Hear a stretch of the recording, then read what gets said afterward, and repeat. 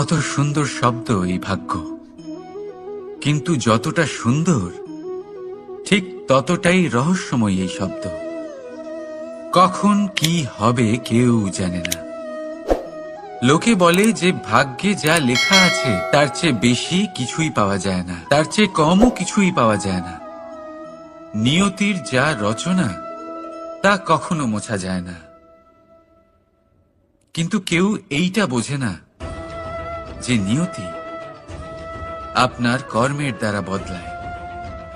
যদি আপনি শুভ চিন্তা করেন, শুভ কর্ম করেন, তাহলে নিয়তি আপনার সাথে খারাপ কিছু হতেই দেবে না।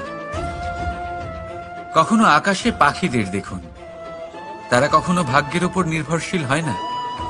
যতই ঝড় আসুক, যতই তীব্র হাওয়া দিক, ঘুরতে থাকে, একটা জিনিস জড়ো করে নিজের সৌভাগ্য, নিজের বাসা নিজেই তৈরি করে। নিজের সন্তানের জন্ম দেয়, তাকে লালন পালন করে, নিজেই তাকে উড়তে শেখায়, কখনোই ভাগ্যের উপরে নির্ভরশীল হয় না সে। এই বিষয়টা আমাদেরও শিখতে হবে। তাই মনে রাখবেন, আপনার ভাগ্য নিয়তির লিখন নয়। আপনার ভাগ্য তাই যেটা আপনি দিনের পর দিন আপনি নিজেই লেখেন। কিছু নিজে পরিশ্রম করে, কিছু নিজের ভাবনার জোরে। রাধা রাধা। মানুষের স্বভাব হলো যে সে সবসময় নিজে বলতে চায়, কারুর কথা শুনতে চায় না। কিন্তু তার এই স্বভাব তাকে এক বিশাল বড় জ্ঞানের থেকে দূরে সরিয়ে রাখে, সামনের মানুষের ব্যক্তিত্বের জ্ঞানের থেকে দূরে। তাই যদি আপনি কাউকে চিনতে চান, কাউকে বুঝতে চান, তাকে থামাবেন না, শুধু বলতে দিন। কারণ একজন ব্যক্তির ব্যক্তিত্ব লুকিয়ে থাকে তার কথার মধ্যে, আর তার আসল পরিচয় লুকিয়ে থাকে তার শব্দের পেছনে। বলতে দিন, আস্তে আস্তে আপনি সব বুঝতে পারবেন। এটাই তফাৎ হলো একজন সাধারণ মানব আর একজন মহামানবের মধ্যে। এক যে কাউকে বলতে দেয় না, আর এক যে সবার কথা শুনে। তাহলে সিদ্ধান্ত আপনার, আপনি কি সাধারণ হতে চান না অসাধারণ? কারণ এই ভবিষ্যৎ আপনার। রাধা রাধা। ভাগ্য আর কর্ম, এই দুই এমন শব্দ যাকে ঘিরে সমগ্র সংসার। কেউ বলে আমার ভাগ্যে এটা ছিল না, যা পেলে আমার জীবন অন্যরকম হতো। কেউ বলে আমার গত জন্মের কর্ম নিশ্চয়ই এমন ছিল, যে কারণে এই জন্মে এরকম ভাগ্য পেয়েছি আমি। এই সব বাদ দিন আর একবার শান্ত চিত্তে ভাবুন। আপনি বুঝতে পারবেন যে ভাগ্য আর কর্ম এই দুই এই জন্মের। তফাৎ শুধুমাত্র এটাই যে যদি ভাগ্যের কথা বলা হয়, তাহলে আপনি এই ভাগ্যের থেকে যত বেশি আশা করবেন তত বেশি নিরাশ হবেন আপনি। কারণ এই আশা আপনাকে কর্ম করা থেকে আটকায়। যদি কথা বলা হয় কর্মের, তাহলে নিজের কর্মের প্রতি যত বিশ্বাস রাখবেন তত বেশি সফলতা আপনার কাছে আসবে। তাই একটা কথা মনে রাখবেন, ভাগ্য আপনার কর্ম নির্ধারণ করে না, কিন্তু আপনার কর্ম আপনার ভাগ্যকে অবশ্যই নির্ধারণ করে। রাধা রাধা। এই সংসারে আলোর উৎস কি? সূর্য। এই সংসারে মিষ্টি জলের উৎস কি? নদী। এই সংসারে উচ্চতার প্রতীক কি হয়? হিমালয় পর্বত। আমরাও জীবনে এরকমই হতে চাই, সূর্যের মতো তেজস্বী হতে চাই, নদীর মতো পূজনীয় হতে চাই, হিমালয় পর্বতের মতো উচ্চতা লাভ করতে চাই। সব ঠিক আছে, কিন্তু তার জন্য আমরা কাজ কি করি? যদি এরকম আমরা হতে চাই, তাহলে সবার আগে সূর্যের মতো নিজেকে উজ্জ্বল করুন। সূর্যের সব থেকে বেশি আলো নিজের অন্তরে থাকে। নদীর মতো নিজের পথ নিজেই তৈরি করুন। পাথরের সাথে ধাক্কা খাওয়ার পরেও থেমে না যাওয়া শিখুন। হিমালয় পর্বতের মতো উচ্চতা লাভ করতে হলে সেটার মতো অটল থাকতে শিখুন। একটা কথা অবশ্যই মনে রাখবেন, নিজেকে জ্বালাবেন, তবেই সংসারকে আলোকিত করতে পারবেন। রাধা রাধা। প্রতীক্ষা, প্রয়াস, এই দুই জীবনের অভিন্ন অঙ্গ। দেখতে গেলে আমরা জীবনে কারোর না কারোর প্রতীক্ষা অবশ্যই করি। সে কোনো ব্যক্তি হোক বা সময় হোক বা কোনো ভাবনা, সবকিছুই হতে পারে। আর দেখতে গেলে সব সময় কেউ না কেউ কিছু প্রয়াসও করে চলেছে। যেমন সাফল্য আসার প্রতীক্ষা, বিফলতা যাতে না আসে তার জন্য প্রয়াস, সুখ আসার প্রতীক্ষা, দুঃখ যাতে না আসে তার জন্য প্রয়াস। এবার প্রতীক্ষা আর প্রয়াসের মধ্যে এক ঘনিষ্ঠ সম্পর্ক রয়েছে, আর তা হল যিনি প্রতীক্ষা করেন তিনি ঠিক তাই পান যা একজন প্রয়াস করা ব্যক্তি পেছনে ফেলে আসেন। তাই প্রতীক্ষা নয়, প্রয়াস করুন। এই প্রয়াসের মধ্যেই সুখের চাবিকাঠি রয়েছে।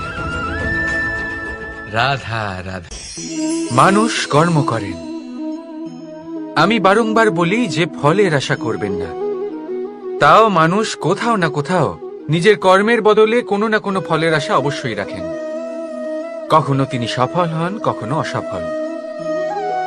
সেই জন্যই আমি বলি যে ফলের আশা কখনো রাখবেন না, কারণ সাফল্য বা অসফলতা মনের মধ্যে রাখলে কখনো কোনো লাভ হয় না। যদি সাফল্য মনের মধ্যে রাখেন তাহলে অহংকার জন্ম নেবে। যদি অসফলতা মনের মধ্যে রাখেন তাহলে এক হীনমন্যতায় আপনি ভুগবেন, যা দিয়ে কোনো শুভকর্ম হবে না। সেই জন্য শুধুই কর্ম করে যান, কর্মেই মগ্ন থাকুন। আর আসুন আমার সাথে ভালোবেসে বলুন, রাধা রাধা। বন্ধু আর শত্রু, প্রত্যেকের জীবনের একটা বড় অংশ এর উপরে নির্ভরশীল হয়ে থাকে। আপনার জীবনে সফলতা আর অসফলতাও এর উপরে নির্ভরশীল। কিন্তু এই বন্ধু এবং শত্রুদের খুঁজে পাওয়ার জন্য আপনাদের বাইরে যাওয়ার প্রয়োজন নেই, কারণ এরা স্বয়ং আপনার ভেতরেই আছে। আপনি যদি বিনম্র থাকেন, যদি আপনি নিরন্তর প্রয়াস করতে পারেন, তাহলে আপনার কোনো বন্ধুর প্রয়োজন নেই। যদি আপনার মধ্যে অহংকার থাকে, যদি প্রতি কথায় আপনার মধ্যে ক্রোধ উৎপন্ন হয়, তাহলে আপনার শত্রুর কোনো প্রয়োজনই নেই। নিজের অন্তরের এই বন্ধু ও শত্রুকে চিনুন, আর আমার সাথে ভালোবেসে বলুন, রাধা রাধা। একে চিনতে পারলেন? একে কুঠার বলা হয়। আপনারা জীবনে কোথাও না কোথাও কোনো না কোনো রূপে এটা দেখেই থাকবেন। একটা ব্যাপার নিশ্চিত, এই কুঠার ছাড়া কোনো বৃক্ষকে কাটতে পারা সরল নয়। এবার আপনি কখনো এটা ভেবেছেন, এই কুঠার, এর এই অংশ, এর মুখটাই যদি না থাকে তাহলে কি হবে? এ শুধুমাত্র কোনো বৃক্ষই নয়, তার কোনো ডালও কাটতে সক্ষম হবে না। এবারে ভাবুন, এই শুকনো কাঠের হাতল এ আমরা কোত্থেকে পেলাম? কোনো এক বৃক্ষ থেকেই। সেই ডাল যাকে কেটে ফেলা হয়েছিল এক বৃক্ষকে কাটার জন্য, এই ডালই শস্ত্ররূপে প্রস্তুত। আমাদের জীবনে আমাদের প্রিয়জন, আমাদের আপনজন যখন সময় কখনো কখনো তাদের সঙ্গ না দেয়, যদি তারা দৈন্য দশায় থাকেন, তাহলে তাদের সঙ্গ কখনো ছাড়বেন না। ওনাদের প্রয়োজন শুধুমাত্র মনোবল। তা তাদের দিন, তাদের সাহায্য করা আপনার কর্তব্য। হয়তো তাদের সাথে থেকে আপনার কোনো লাভ হবে না, কিন্তু তাদের দূরে থাকাতে আপনার ক্ষতি অবশ্যই হতে পারে। সর্বদা সাহায্য করুন, সঠিক সময় আসলে তা আপনার সহায়ক অবশ্যই হবে। রাধা রাধা। আমাদের মধ্যে বেশিরভাগ মানুষেরই এই অভিযোগ থাকে যে মানুষ তখনই আমাদের স্মরণ করেন যখন সেই সময় আসে যখন আমাদেরকে প্রয়োজন হয়, যখন কোনো কাজ থাকে, যখন এই সময় পেরিয়ে যায়, তাদের কার্যসিদ্ধি হয়ে যায়, তারা আমাদের থেকে দূরে চলে যান, ভুলে যান আমাদের। এবার এই বিষয়ে ভেবে খারাপ অবশ্যই লাগে। এই পরিস্থিতিকেই অন্য এক দৃষ্টিভঙ্গি দিয়ে দেখার চেষ্টা করুন। মনে রাখবেন, মানুষ প্রদীপের সন্ধান তখনই করেন যখন তার জীবনে অন্ধকার থাকে। আপনি প্রসন্ন হয়ে উঠুন, কারণ আপনার কাছে সেই সুযোগ আছে যে কারোর জীবনে প্রকাশের কিরণ আনতে পারছেন, কাউকে সঠিক পথ দেখাতে পারছেন, কারোর সহযোগিতা করতে পারছেন, এই পুণ্য অর্জন করতে পারছেন। কারোর থেকে কোনো আশা রাখার দরকার নেই। যার আপনাকে যতটা প্রয়োজন তাকে ততটাই সাহায্য করুন, ততটাই সবাইকে প্রেম বিতরণ করুন।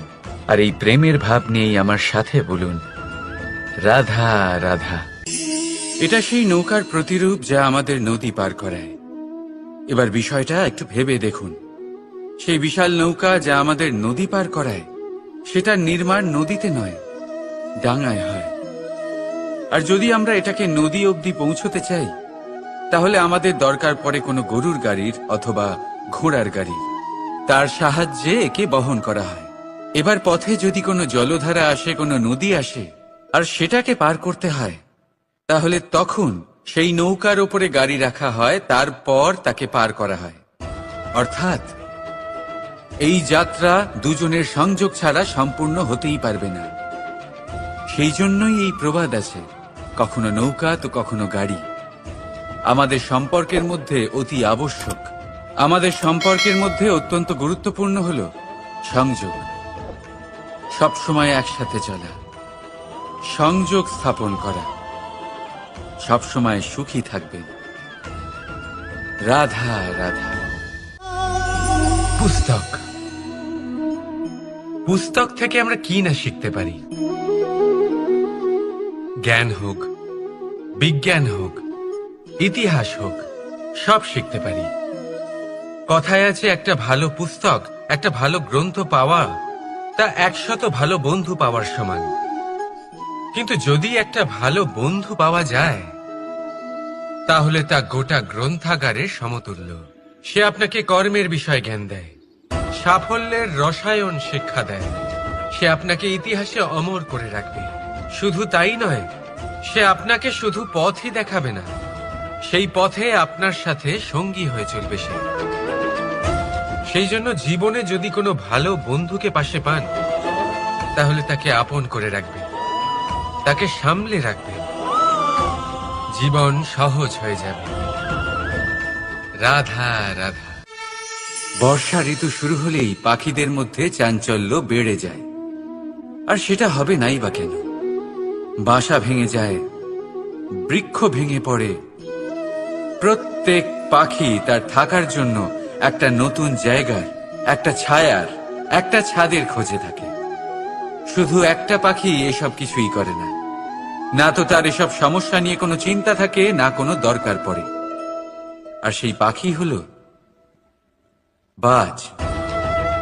সেই সব সমস্ত ছোটখাটো সমস্যার থেকে অনেক দূরে ওপরে উড়ে বেড়ায়, মেঘের থেকেও অনেক উঁচুতে। তাই এই সব ছোটখাটো সমস্যা যা আপনার জীবনে এসে থাকে, এই সব নিজের চারপাশকে ঘিরতে দেবেন না। নিজের চিন্তা ভাবনাকে অনেক উঁচুতে রাখুন। আপনার সমস্ত সমস্যা নিজে থেকেই নিচে চলে আসবে। রাধা রাধা। কোনো ব্যক্তির ব্যক্তিত্ব কিভাবে তৈরি হয়? আপনার কি মনে হয় যে ব্যক্তি জন্ম থেকে তার স্বভাব নিয়ে জন্মায়? নাকি আপনার মনে হয় যে এই প্রকৃতি ব্যক্তির জন্য তার নিয়তি রচনা করে? না, এরকম একেবারেই হয় না। আমি আপনাকে বোঝাচ্ছি। যখনই বৃষ্টি পড়ে, কোনো বিন্দুর দিকে দেখবেন।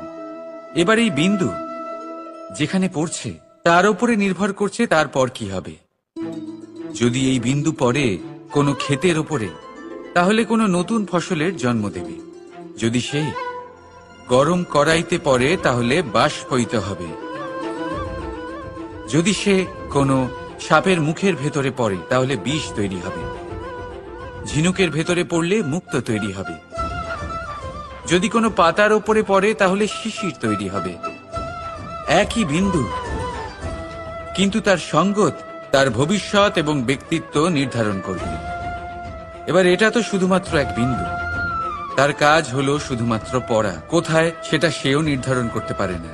কিন্তু আপনি হলেন মানুষ, আপনি বাছাই করতে পারবেন যে আপনার সঙ্গী কারা হবে, কাদের সাথে আপনি মেলামেশা করে বড় হবেন।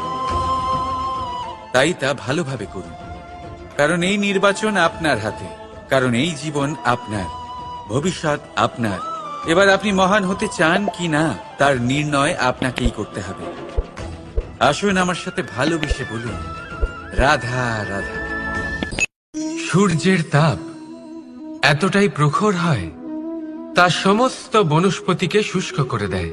পুকুর হোক, নদী হোক, সরোবর হোক, সমস্ত শুষ্ক হয়ে যায়।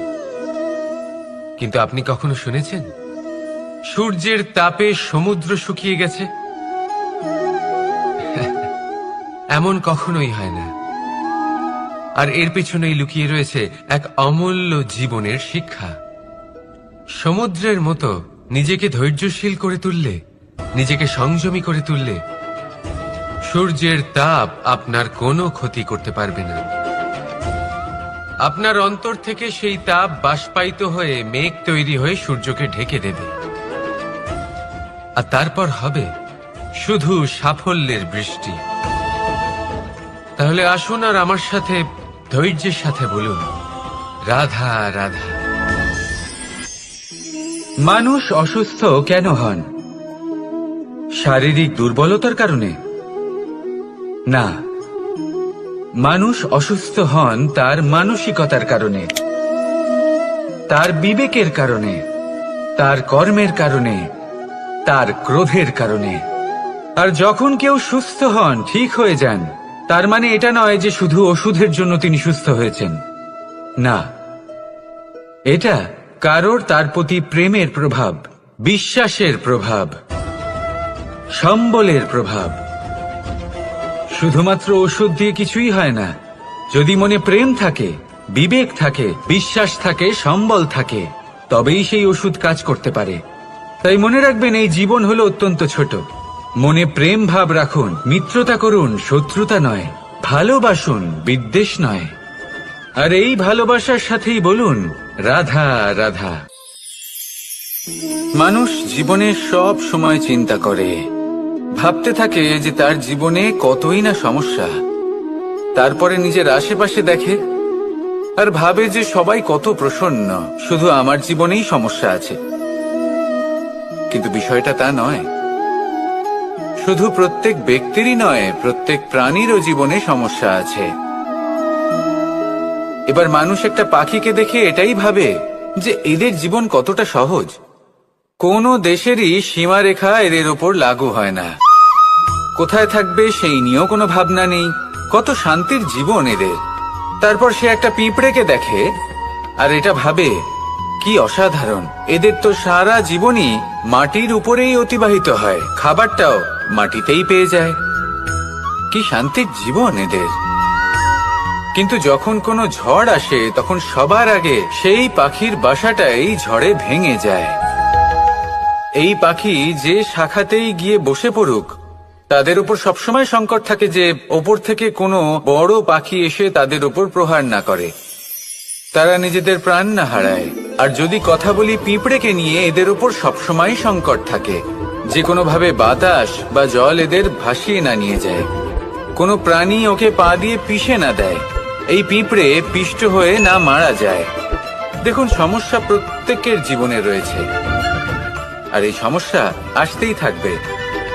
এর অর্থ এটা নয় যে এই সমস্যার সম্মুখীন হওয়া যায় না, এর সমাধানও সম্ভব নয়।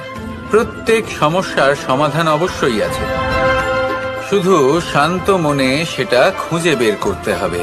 তাহলে সেটাই করুন, প্রত্যেক সমস্যার সমাধান করতে থাকুন। যত সমাধান করবেন, জীবন আনন্দময় হয়ে উঠবে। যদি সমাধান না করেন, তাহলে আজীবন দুঃখই পেতে থাকবেন। আসুন আমার সাথে ভালোবেসে বলুন, রাধা রাধা। কর্ম, ধর্ম আর কর্তব্য, এই তিনটি একে অপরের সাথে জড়িত।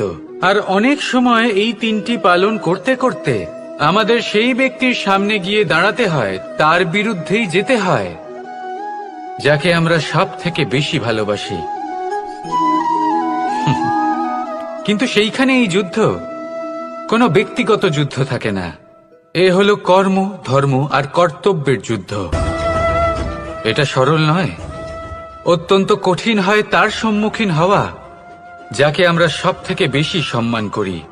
কিন্তু আমাদের তো আমাদের ধর্মের পথে চলতেই হবে, কারণ আমরা কর্মবদ্ধ, কর্তব্যবদ্ধ, আর এটাই করা উচিত।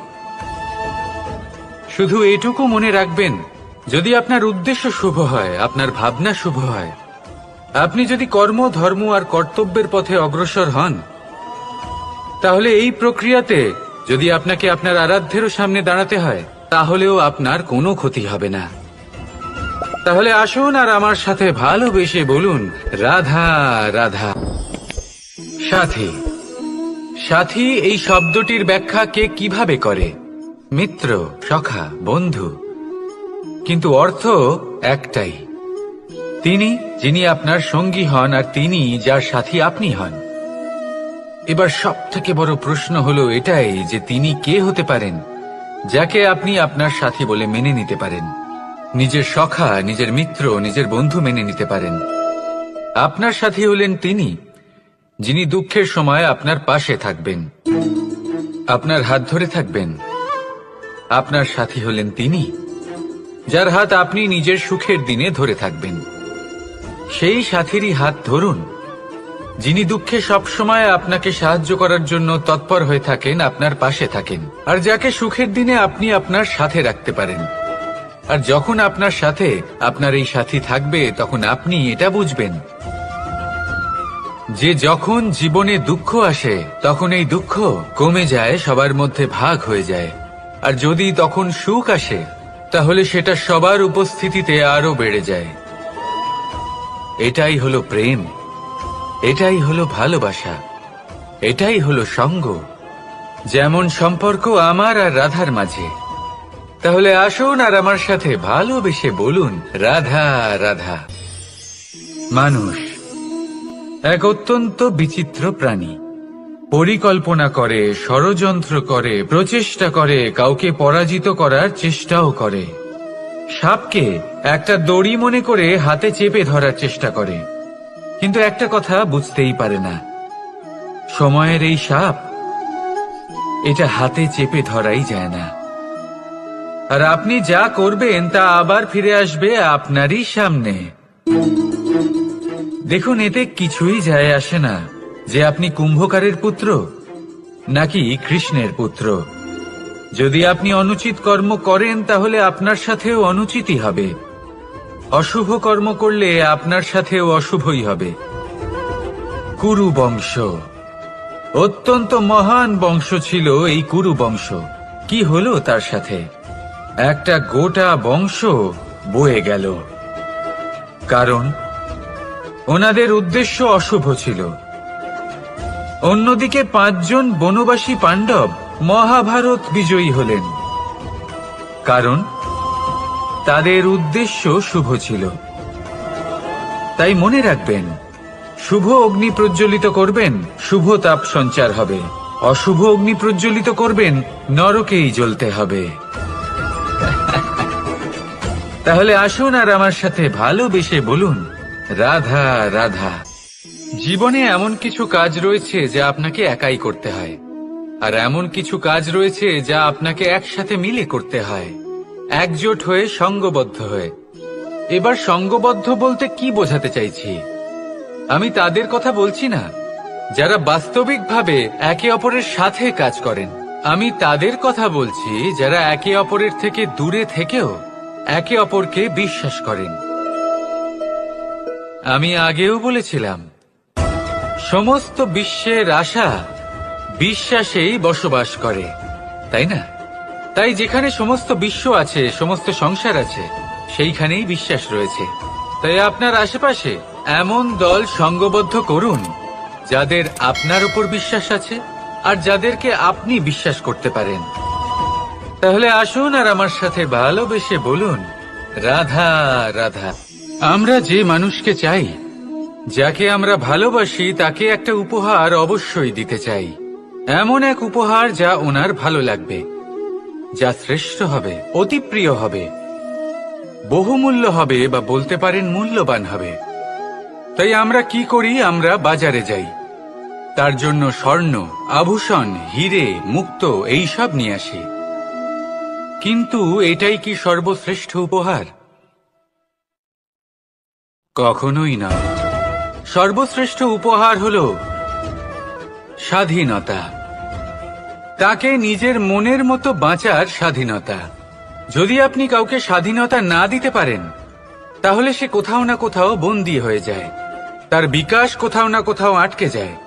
কিন্তু যদি আপনি কাউকে স্বাধীনতা দিতে পারেন, তাহলে আপনি দেখবেন ও সমস্ত সংসারকে, এই জীবনকে নিজের দৃষ্টিভঙ্গি দিয়ে দেখবে, বুঝবে যে কোনটা হলো উচিত আর কোনটা হলো অনুচিত। আর এটাই হলো সর্বশ্রেষ্ঠ। আর এবার যদি কাউকে স্বাধীনতার মাধ্যমে এত বড় একটা শক্তি দিতে পারেন, তাহলে আপনি আমাকে বলুন, এর থেকে বড় উপহার আর কি হতে পারে? আসুন আর আমার সাথে ভালোবেসে বলুন, রাধা রাধা। পিতা আর পুত্রের সম্পর্ক অত্যন্ত মধুর হয়ে থাকে। পিতা স্বপ্ন দেখেন, তাকে পূর্ণ করার সকল সম্ভাব্য চেষ্টা করেন, কিন্তু তাও অনেক সময় ওনার স্বপ্ন অপূর্ণ থেকে যায়। তখন পিতা ভাবেন যে স্বপ্ন উনি পূর্ণ করতে পারেননি, ওনার সন্তান তা অবশ্যই পূরণ করবে।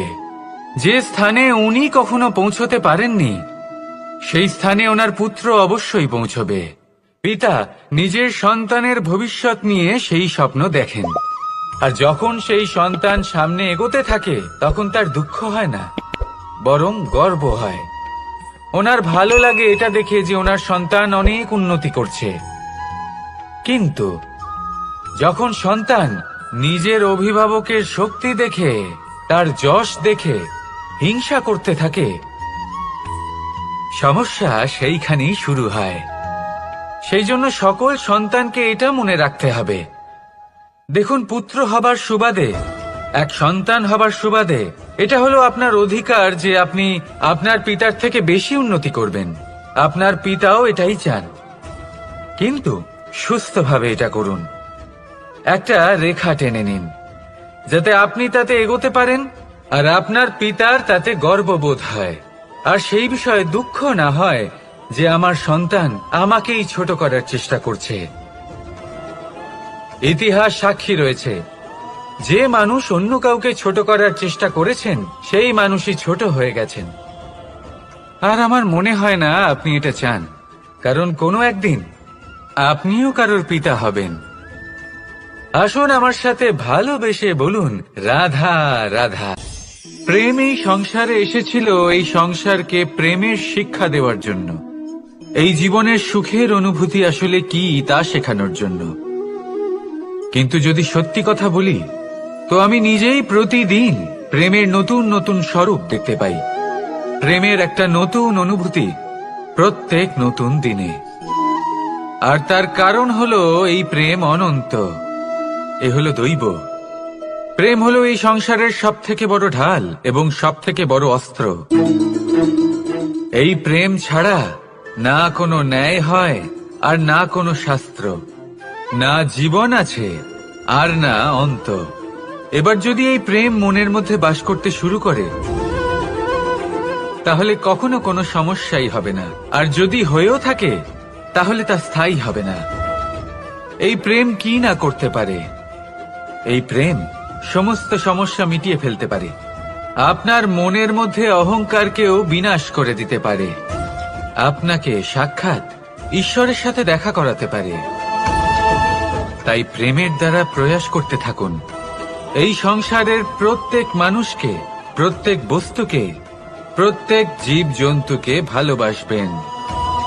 আর এই প্রেমের দ্বারাই বলুন, রাধা রাধা। মানুষের জীবনে স্বচ্ছতার একটা আলাদা গুরুত্ব আছে। যদি আপনি নিজেকে স্বচ্ছ রাখেন, তাহলে আপনার নিজেরও ভালো লাগবে, সামনের ব্যক্তিরও ভালো লাগবে, একটা অন্যরকম প্রভাব পড়বে। কিন্তু একজন শ্রেষ্ঠ ব্যক্তি কিভাবে হয়ে ওঠা সম্ভব? যার মধ্যে গুণ আছে, শিক্ষা আছে, শুভ চেতনা আছে, যিনি সৎকর্ম করেন। কিভাবে হব সেই ব্যক্তি যার মধ্যে জ্ঞান আছে? শুধুমাত্র স্বচ্ছ থাকলে তো তা হওয়া সম্ভব নয়। প্রথমে আপনাকে বুঝতে হবে যে মানুষের মধ্যে 4টি মূল তত্ত্ব আছে। প্রথম হলো তার শরীর, যার দ্বারা উনি যে কোনো কর্ম করে থাকেন। দ্বিতীয় তত্ত্ব হলো তার মন, যার দ্বারা কোনো কর্ম করার জন্য সে নিজেকে প্রেরণা দিতে থাকে। তৃতীয় তত্ত্ব হলো বুদ্ধি, যে কর্ম আমরা করতে চাই, যে লক্ষ্যে আমরা পৌঁছতে চাই, সেটা আমরা কিভাবে কোন পথে করব সেটা স্থির করা যায় বুদ্ধি দিয়ে। আর চতুর্থ তত্ত্ব হলো আত্মা। আত্মা হলো এমন এক তত্ত্ব যার কোনো সমাপ্তি নেই। আত্মা হলো অজয়, কিন্তু এরও শুদ্ধিকরণের প্রয়োজন হয়। এই 4টি তত্ত্বের শুদ্ধিকরণ করতে থাকুন, এতে নির্মল রাখুন, শুদ্ধ রাখুন। এবং এটা কিভাবে হবে? শুভ চেতনা দ্বারা, জ্ঞানের দ্বারা, এবং সবথেকে বেশি গুরুত্বপূর্ণ প্রেমের দ্বারা। আসুন আমার সাথে ভালোবেসে বলুন, রাধা রাধা। মানুষ তার জীবনে শিক্ষা এবং প্রেম এই দুই লাভ করে তার মাতা, পিতা এবং গুরুর কাছ থেকে। কিন্তু মানুষ সবথেকে বেশি ভালোবাসে নিজের মাতাকে, কারণ মাতা খুব নির্মল চিত্তে ভালোবাসে, শান্ত মনে আমাদের অন্তরে শক্তির সঞ্চার করে থাকেন, আমাদের উৎসাহ দেন, বলশালী করে তোলেন। ব্যাপারটা কিন্তু এমন নয় যে আমরা নিজেদের বাবা বা গুরুকে ভালোবাসি না, তাদেরকেও আমরা অত্যন্ত ভালোবাসি, শুধু ওনাদের কঠোর ব্যবহার দেখলে আমরা একটু ভয় পেয়ে যাই। এবার ওনাদের এই কঠোর ব্যবহার আমাদের ভালো না লাগলেও অত্যন্ত আবশ্যক, কারণ মাতার থেকে আমরা যে শক্তি লাভ করি তা যেন নিয়ন্ত্রণ হারিয়ে বিধ্বংসী না হয়ে ওঠে, আমরা যেন কোনো কুপথে না চলে যাই, আমরা কখনো যেন দোষ না করে ফেলি। শুধু সেই জন্য পিতা এবং গুরু একটু কঠোর হয়ে ওঠেন, এবং ওনাদের এই কঠোর আচরণ ভবিষ্যতে গিয়ে আমরা অবশ্যই বুঝতে পারি। জীবনে কিছু বছর আমরা এগিয়ে যাই আর তারপর আমরা বুঝতে পারি যে বাবা এবং গুরু আমাদের যথেষ্ট ভালোবাসতেন, কিন্তু ওনাদের ভালোবাসার বহিঃপ্রকাশ আলাদা। প্রয়োজনীয় হলো এটা দেখার, এটা বোঝার যে শুরু থেকে আমাদের প্রতি ওনাদের আচরণ কেমন ছিল। ওনাদের কঠোর হওয়ার পেছনে ওনাদের ভালোবাসাটা বোঝার চেষ্টা করুন, ওনাদের চিন্তাটা বোঝার চেষ্টা করুন, ওনাদের পথপ্রদর্শনের আড়ালে আপনার ভবিষ্যতের জন্য যে পরিকল্পনা ওনারা করেছেন সেটা বোঝার চেষ্টা করুন। তখন আপনারা বুঝতে পারবেন ওনাদের ভালোবাসাকে। আপনার মনের মধ্যে আপনা থেকেই ওনাদের প্রতি সম্মান জেগে উঠবে। নিজের পিতা এবং নিজের গুরু এই দুজনের প্রতি কৃতজ্ঞতা প্রকাশ করুন আর আমার সাথে ভালোবেসে বলুন, রাধা রাধা। জীবন কিসের উপর নির্ভরশীল? ধনের ওপর, বৈভবের ওপর, নিঃশ্বাসের ওপর? না, এই জীবন নির্ভরশীল বিশ্বাসের ওপর। বিশ্বাস নিজের ওপর, বিশ্বাস আমাদের আপনজনের ওপর। কিন্তু যখন এই বিশ্বাস ভেঙে যায় তখন মানুষের মনও ভেঙে যায়, আর তারপর সে অন্য কিছু করতেই পারে না। তখন কি করা যেতে পারে? 3টে কাজ আছে যা আপনি করতে পারেন। প্রথম, ভালোবাসা। যাকে আপনি ভালোবাসেন, যারা আপনাকে ভালোবাসে, ভুল যারই হোক না কেন, তার কাছে ক্ষমা চাইতে কখনোই সংকোচ বোধ করবেন না। দ্বিতীয় হলো বিশ্বাস। যারা আপনাকে ভালোবাসেন, আপনাকে বিশ্বাস করেন, তাদের বিশ্বাস কখনো ভাঙবেন না। তৃতীয় হলো আশা। যারা আপনাকে ভালোবাসেন, আপনাকে বিশ্বাস করেন, তাদের আশা আপনার সাথে জড়িত, তাদের থেকে কখনো কিচ্ছু লুকোবেন না। এই 3টে কাজ করুন আর এই জীবন সুপ্রসন্ন হয়ে বলবে, রাধা রাধা।